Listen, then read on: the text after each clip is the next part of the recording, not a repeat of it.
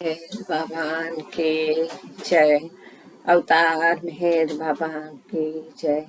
अवतार मेहर बाबा की जय।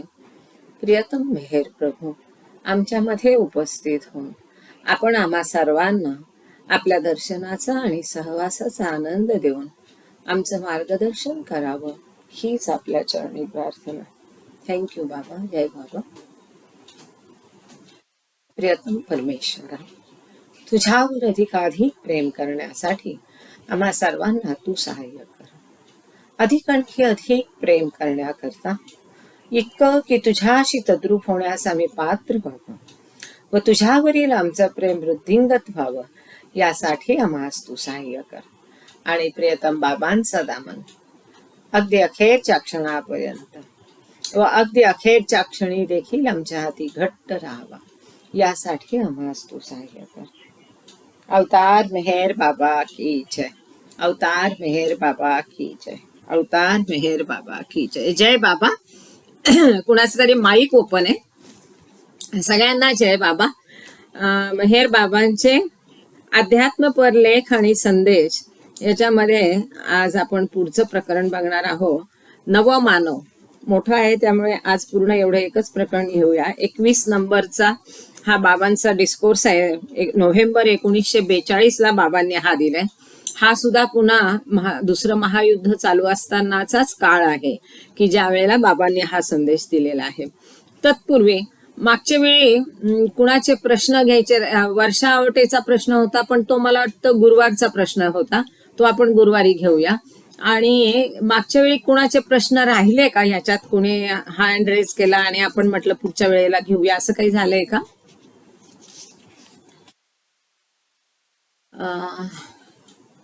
कारण ना कधी कधी मला पण आठवत नाही. मला वाटतं थावरेंचा काहीतरी प्रश्न होता, पण ते स्वतःच नाही आहेत ना अजून जॉईन झालेले. तर ठीक आहे, आपण लेक्चरलाच सुरू करूया डायरेक्ट. नवा मानव. पूर्वीप्रमाणेच आजही मानवजातीच्या इतिहासात फार आणीबाणीचा आणि कठीण प्रसंग आल्यामुळे अखिल मानवजात सध्या आध्यात्मिक पुनरुज्जीवनाच्या दुस्सह वेदना अनुभवित आहे. शब्द मध्ये मध्ये थोडे क्लिष्ट किंवा भारदस्त असले तरी न कळण्यासारखं किंवा भांबावून जाण्यासारखं ह्याच्यात काही नाही. पूर्वी पण असे प्रसंग आणीबाणीचे कठीण प्रसंग आलेले आहेत, हे उघड आहे. ज्याप्रमाणे बाबांनी म्हटलंय, पूर्वीप्रमाणे आजही आणि तेव्हाप्रमाणे आताही चालूच आहे. पूर आहे, पाणी आहे, इतरही भरपूर काही आहे. तर त्याने सांगितलं की मानव जातीच्या इतिहासामध्ये सतत असे आणीबाणीचे कठीण प्रसंग येतातच. तर त्यावेळेसच्या परिस्थितीला बाबा सांगतात की पूर्वीप्रमाणे आजही असे कठीण प्रसंग जरी असले तरी जे आध्यात्मिक पुनरुज्जीवन, म्हणजे पुन्हा आध्यात्मिक जीवनाचं पुनरुत्थान होणं, पुनर्जागृती होणं, नव्याने ते आध्यात्मिक नवजीवन सुरू होणं, त्याच्या ज्या दुस्सह म्हणजे सहन करता न येणाऱ्या वेदना, जन्माच्या वेळी जशा वेदना होतात त्या बाळाला आणि आईला, तसंच आध्यात्मिक हा एक नवीन जन्म आहे असं बाबांचं म्हणणं आहे. आणि त्याच्या ह्या वेदना संपूर्ण मानवजात सध्या अनुभवत आहे. संहारक शक्तीचे मोठे प्रवाह सध्या सुरू आहेत. जी विध्वंसक आहे, नाश करणारी शक्ती, अशा ज्या मनोवृत्ती आहेत त्यांचे मोठे प्रवाह सध्या सुरू आहेत. हे आपण सगळीकडेच बघतोय, आताही बघतोय. फक्त तेव्हापेक्षा आताची परिस्थिती थोडी बरी आहे व प्रथम दर्शनी त्यांचाच विजय होतो आहे असे भासत असले. हा 42चा काळ आहे आणि त्यावेळी हिटलरचा सगळीकडे विजय होत होता, बाजू त्याची भरभक्कम होती. बाबा सांगतात की वरकरणी जरी असं वाटलं की त्यांचाच जे संहारक दुष्ट प्रवृत्ती आहे त्यांचाच विजय होतो असं जरी वरकरणी भासत असलं तरी विधायक व निर्मितीक्षम शक्तींमुळे मानवाचे भवितव्य उज्ज्वलच होईल. जशा संहारक, विदारक, विध्वंसक शक्ती असतात, दुष्ट प्रवृत्ती असतात, त्याचप्रमाणे ज्या निर्मितीक्षम असतात, विधायक असतात, काही घडवणाऱ्या चांगल्या प्रवृत्ती असतात, त्या प्रवृत्ती सुद्धा कार्यरत आहेत. आणि अशा प्रवृत्तीमुळे विधायक आणि ज्यातून काहीतरी चांगल्याची निर्मिती होईल अशा शक्तींमुळे मानवाचं भवितव्य, भविष्य उज्ज्वल आहे. उज्ज्वल होईल असं बाबांनी इथे सांगितलेलं आहे. विधायक व निर्मितीक्षम शक्तींचे कार्य हे मुख्यतः निःशब्द राहिले तरी त्यामुळे अनेक बदल घडून येऊन मानवजातीची आध्यात्मिक प्रगती अप्रतिहत चालू राहील यात शंका नाही. की नेहमी जे चांगलं कार्य करणारे असतात ते नेहमी शांतपणे त्यांचं चालवलेलं असतं, निशब्दपणे, कुठे गाजावाजा नाही, बेंड बाजा नाही, त्यांचं आपलं त्यांच्या ह्याने शांतपणे सायलेंटली काम चालू असतं. तर तसं बाबा इथे सांगतात की या ज्या विधायक निर्मितीक्षम चांगल्या प्रवृत्ती आणि शक्ती आहेत त्यांचं कार्य जरी मौन चालू असलं, निशब्द चालू असलं, तरीही त्यामुळे अनेक बदल घडून येतात. मानव जातीची आध्यात्मिक प्रगती त्यामुळे अप्रतिहत म्हणजे कायम सतत चालूच राहील. क्षुधित व संत्रस्त जगतास, क्षुधित म्हणजे क्रोध झालेलं, संतापलेलं, संत्रस्त म्हणजे त्रासलेलं, क्षुधित व संत्रस्त जगतास एकमेव अद्वितीय म्हणजे तेवढंच एक अद्वितीय, एकच एक अद्वितीय असं. क्षुधित व संत्रस्त जगतास एकमेव अद्वितीय व अनंत सत्याचा पुन्हा बोध देण्याचा जो ईश्वरी संकेत आहे त्याला पोषक अशीच ही सर्व योजना आहे. हा काय आहे? ईश्वरी संकेत आहे. ईश्वरी संकेत काय आहे? की जो एकमेव अद्वितीय असा ईश्वर आहे किंवा अनंत सत्य आहे त्याचा बोध, त्याची जाणीव, त्याच्याबद्दलचं जागरूकता सगळ्यांच्या हृदयामध्ये, मनामध्ये निर्माण व्हावी असा तो ईश्वरी संकेत आहे. आणि हे जे त्रासलेलं, अगदी क्रोधायमान असं जे सगळं जग आहे त्याला ह्या ईश्वराचा जाणीव व्हावी की ईश्वर आहे, ती एक प्रचंड शक्ती आहे, अनंत सत्य आहे, हे जगाला जाणवावं हा ईश्वरी संकेत आहे. आणि त्या ईश्वरी संकेत त्याला जाणवावा, मानव जातीला त्याची जाणीव व्हावी अशी ही परिस्थिती आहे. त्याला ती जाणीव करून देण्यासाठी ही परिस्थिती पोषक आहे, कारणीभूत आहे. फर्टाईल लँड म्हणतात तसं की जर ईश्वराशी एकरूप व्हायचं, त्याचं दर्शन व्हायचं, त्या मार्गावर मनुष्य जायचा, तर सतत ह्या मायावी जगात तो फसून चालणार नाही. जसं फर्टाईल लँड म्हणतात की ती जमीन उकरून तिला अशी भुसभुशीत करून त्यात बीज रोवलं म्हणजे त्या वेदना जमिनीला होतच असतील की नाही अशी जर कल्पना केली तेव्हा ते बीज त्याच्यामध्ये चांगलं हे. हा, जय बाबा केतकी.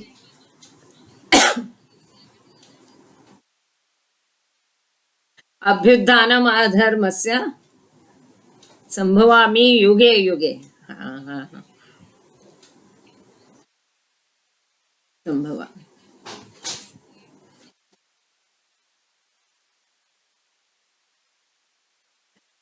अवताराचा जन्म आणि म्हणजे सतत सगळं काही आल बेल आहे तर तुम्ही त्यातच गुंगून जाल.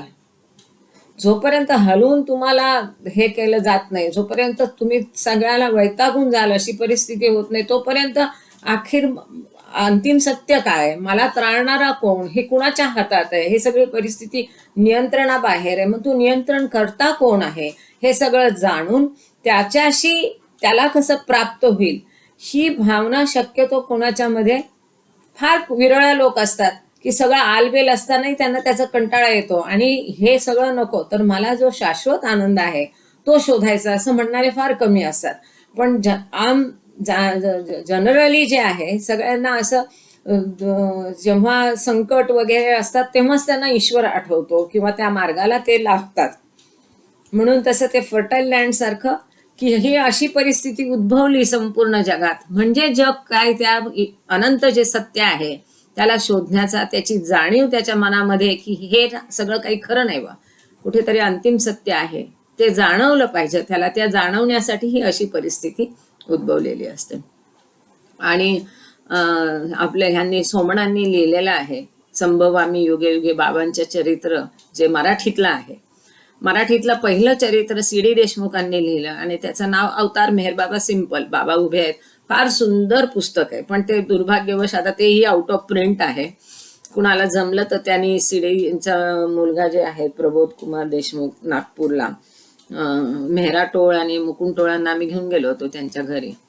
त्यांनी त्यांच्याकडून ते पुस्तक घेऊन कॉपी करूनही ते हे करू शकता. तर ते फार सुंदर पुस्तक, पहिलं मराठीतलं चरित्र. आता मराठीतलं दुसरं चरित्र म्हणजे हे संभव आम्ही युगे युगे जे त्यांनी लिहिलेलं ते आहे.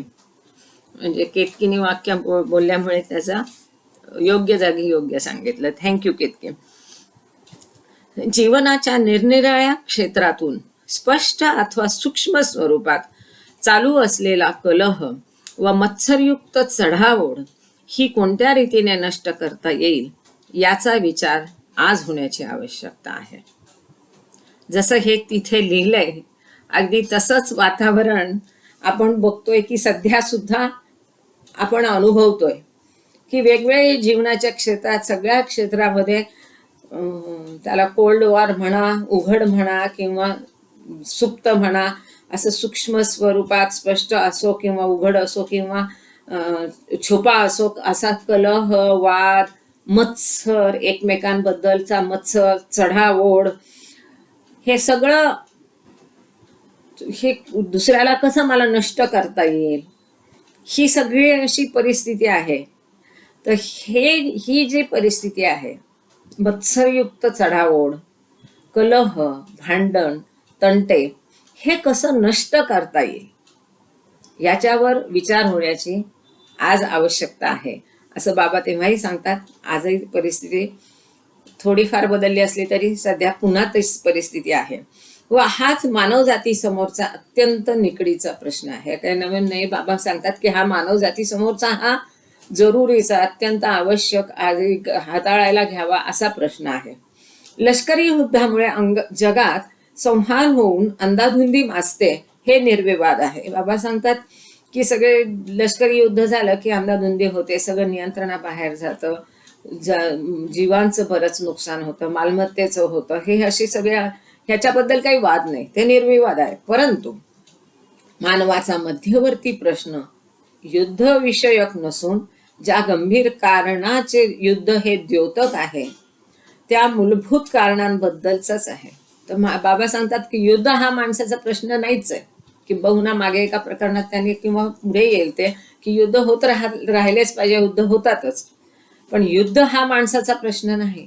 तर युद्ध ज्या कारणामुळे होतं, तो कारण जो आहे तो कारण हे मानवाचा प्रश्न आहे. आणि युद्धाचं कारण काय आहे? मत्सर, चढाओढ, द्वेष, लोभ. तर हे जे कारण आहे हे सगळं मनाशी, त्याचे जे आपण म्हणतो षड्रिपूशी कनेक्टेड आहे, ते नष्ट झाले पाहिजे. ते नष्ट होऊन जे खरं ज्ञान आपण 7 तत्वेमध्ये बघितलं की आपण सर्व ते एकच आहोत, हा संपूर्ण आत्मा अविभाज्य आहे, अभंग आहे, एक आहे. तो तुझा, माझा, पूर्व, पश्चिम, दक्षिण, उत्तर असा विभागता येत नाही. वेगवेगळ्या गटांमध्ये तो विभागता येत नाही, वेगवेगळ्या पंथांमध्ये तो विभागता येत नाही.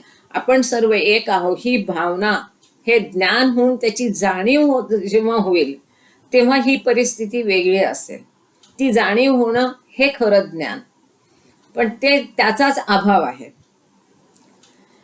केवळ युद्धविरोधी प्रचारामुळे युद्ध किंवा त्यामुळे उत्पन्न होणारे दुःख पूर्णपणे टाळता येणार नाही. कधी युद्ध असलं की त्या युद्धाचा निषेध करणारे आपण बघितले. आताच्या रशिया आणि युक्रेनच्या युद्धातही युरोपामध्ये इतर ठिकाणी खूप ठिकाणी निदर्शनं झाली, त्यांनी धिक्कार केला, रशियावर अत्यंत निर्बंध लादले गेले, युद्ध नको, युद्ध नको, असं जरी किती त्याचा प्रचार केला, किती निदर्शनं केले, तरी युद्धामुळे जे दुःख तयार होतं, उत्पन्न होतं, ते टाळता येत नाही. त्या निदर्शनांना कोणी कारण दादच देत नाही. आणि ती निदर्शनं करून काय उपयोग नाही. त्यात होरपळलेल्यांना मदत करणं निस्वार्थ भावनेने हे अपेक्षित असतं. तर अशा प्रकारचं जो युद्ध विरोधी प्रचार आहे त्याच्यामुळे काही युद्ध पूर्णपणे टाळता येणार नाही.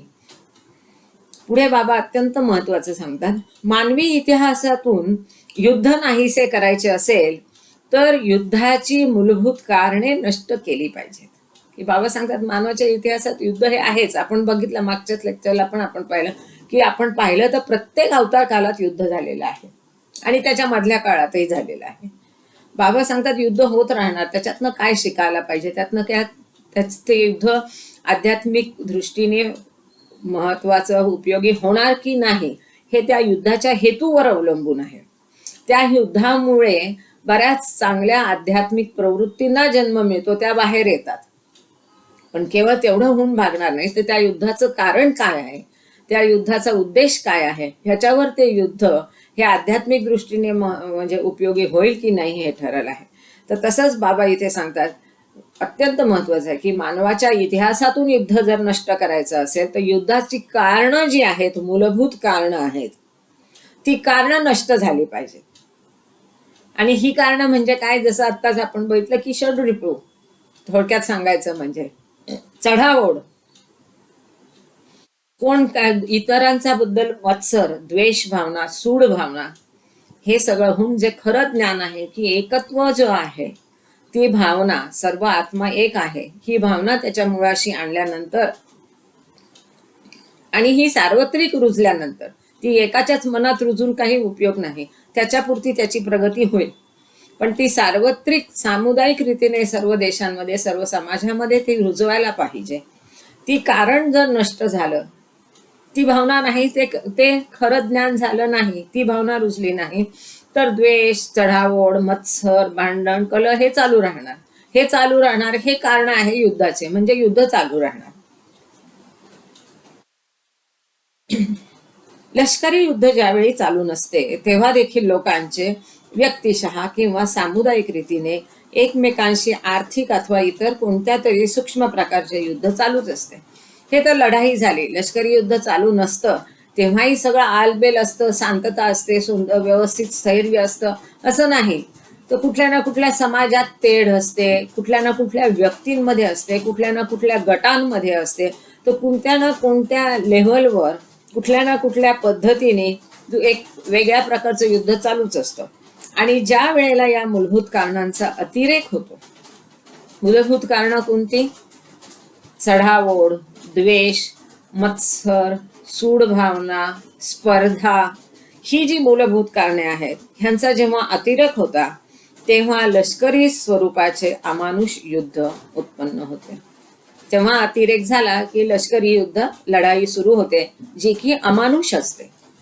कारण तिथे दयामाया नसते आणि अक्षरशः अमानुष असते. दुसऱ्या गटावर कशा पद्धतीने मला हवी होता येईल, त्याच्यावर कसं वरचढ होता येईल, मग त्यासाठी निष्पाप लोकांचे बळी कुठल्या ना कुठल्या पद्धतीने गेले तरी त्याच्याशी त्यांना कर्तव्य नसतं.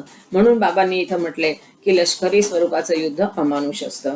आणि जोपर्यंत जेव्हा ह्या मूलभूत कारणांचा, स्पर्धा, द्वेष, संघर्ष ह्याचा अतिरेक होतो तेव्हा लष्करी लढाई सुरू होते. युद्ध स्वरूपात जी अंदाधुंदी उत्पन्न होते तिचे मूळ कारण म्हणजे बरेचसे लोक अहंमन्य आणि स्वार्थी असतात, हेच होय. ह्या युद्धामध्ये जी अफरातफर सगळी माजते, सगळीकडे खूप नुकसान होतं, खूप काय काय होतं, तर ह्याचं मुख्य कारण म्हणजे त्याच्या मुळाशी असणारे जे मूळ लोक आहेत ते स्वतःचा अहंकार बाजूला ठेवत नाही.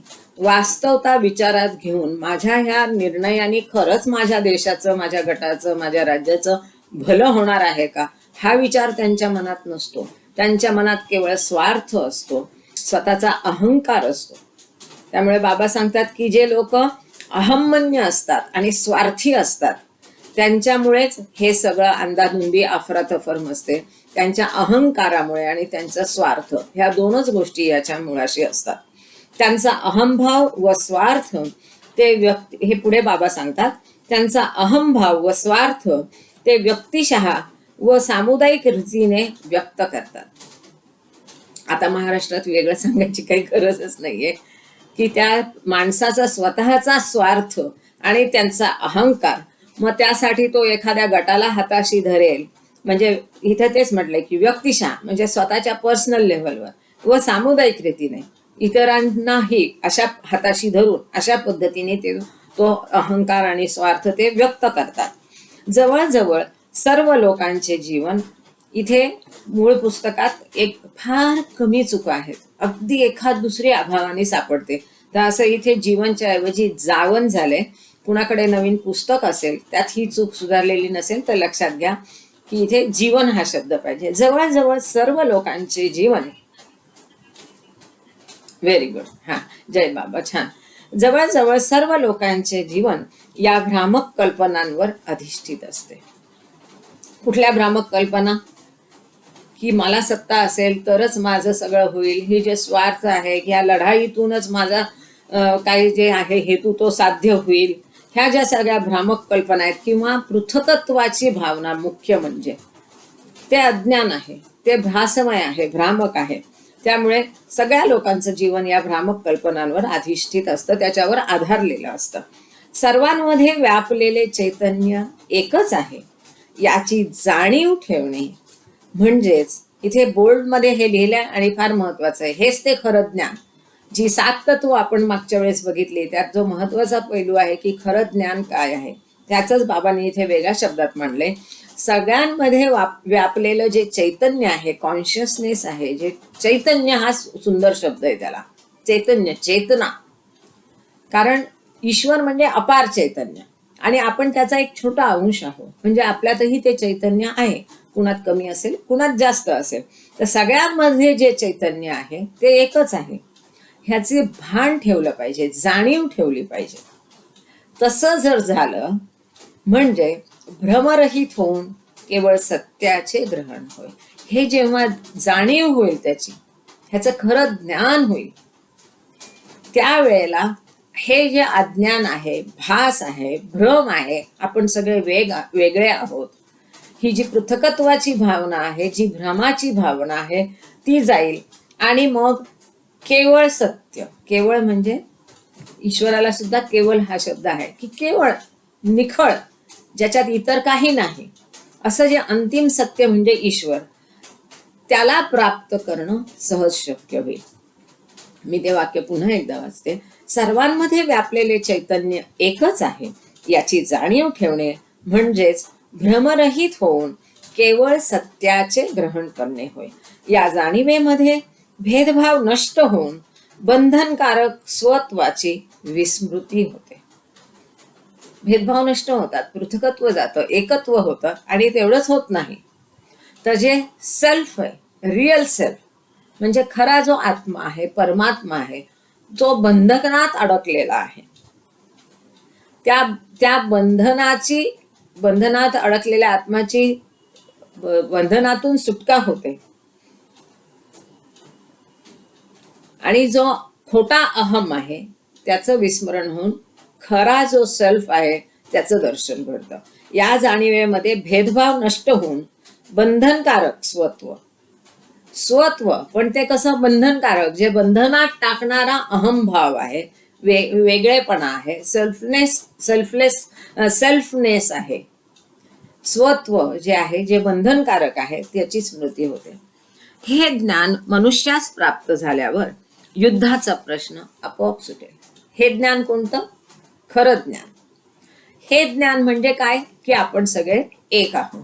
हे जेव्हा मनुष्याला मिळेल, हे ज्ञान त्याला जाणीव होईल, त्यावेळेला युद्धाचा प्रश्न आपोआप सुटेल असं बाबा सांगतात. युद्ध हे अनावश्यक व असमंजसपणाचे आहे हे आपणास स्पष्टपणाने समजले पाहिजे. बाबा इथे सांगतात की युद्ध जरुरी नाही, युद्ध म्हणजे असमंजसपणा आहे, हे आपल्याला समजलंच पाहिजे.